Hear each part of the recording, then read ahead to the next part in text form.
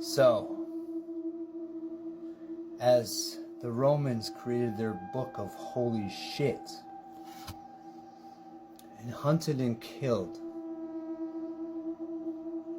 every Gnostic Christian they could find that did not agree with their redacted, copywritten, and edited story of Jesus, the Joker, trickster, clown. They burned every Gnostic text they could find. They went into great length, some of these famous Catholic authorities, into talking about how blasphemous the Gnostic texts were. Of what?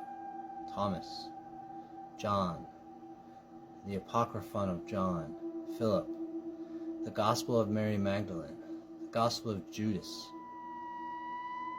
all kinds of books that a man who recreated the movement decided was real Christianity, now called Catholicism. Taking the Jewish Torah and making it connected to what books they deemed necessary. Matthew, Mark, Luke, and John, which were not written by Matthew, Mark, Luke, or John, nor were they even written while these gentlemen were still taking breath. But yet, babies like me who trusted you to guide us, trusted Romans, murderers, rapists, thieves, those who can actually find entertainment in torture. We trusted them not knowing what they were. They were the Satan. They are the Satan.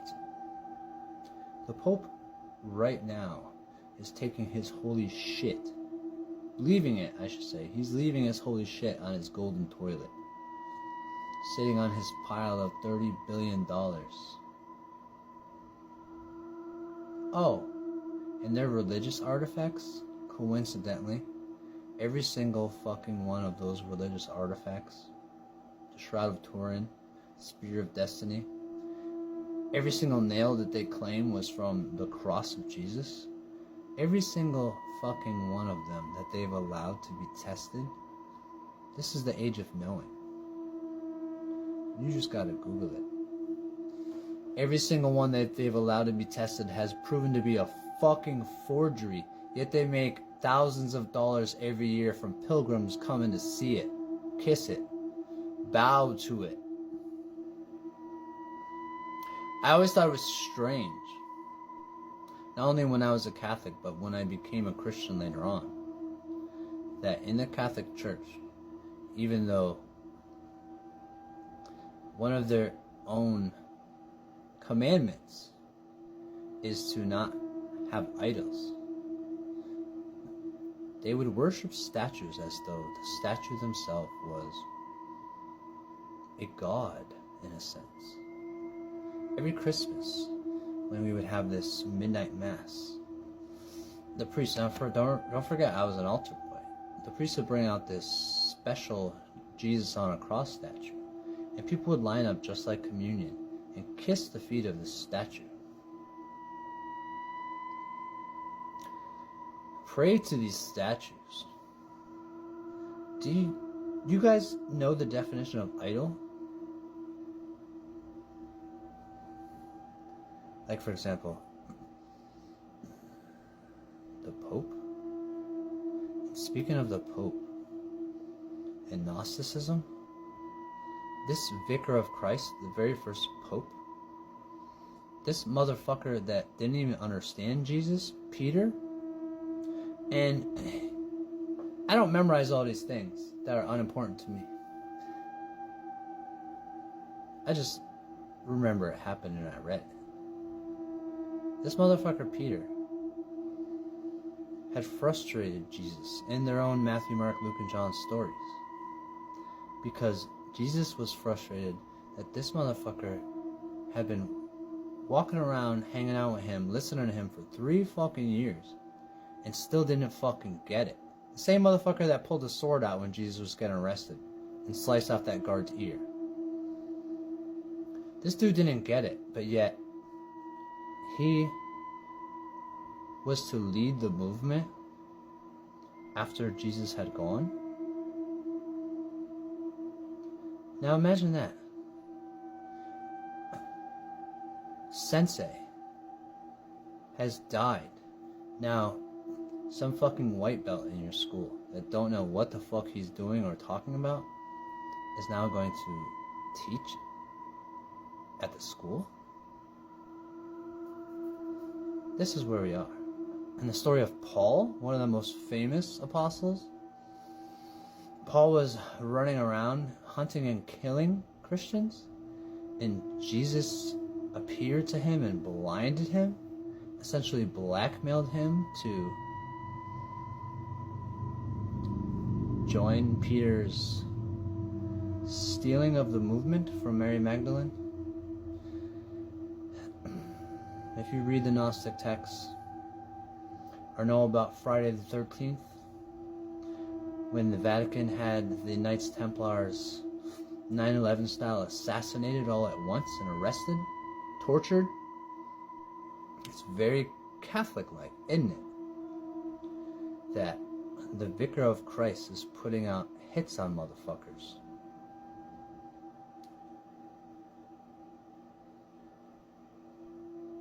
If you study the Gnosticism, or read the Gospel of Judas and Mary Magdalene, things that the Vatican tried to destroy and burn and erase from history, right? This is men, don't forget. They actually almost succeeded. The irony of it is that they destroyed, burned, and erased every copy except for one. Now, the only coincidence here is that there is a word called coincidence. Isn't it ironic that what is meant to be always is? And the very exact year that mankind learned how to split the atom and create the most devastating weapon, it also rediscovered in Nag Hammadi through this sheep herder walking through with his sheep and just stumbled upon one manuscript, one collection that Rome was unable to destroy and erase from the face of the planet. So now we have another perspective of a completely different kind of Jesus. He wasn't talking about himself like some only Son of God. Not that he even said that in the Roman Bible. That's just what they say. But he sounded like someone who studied with Buddhists and Hindu. It's very odd. You can check it out yourself. But what I was trying to get, and I'm running out of time, I only got a minute, was that Mary Magdalene was his favorite.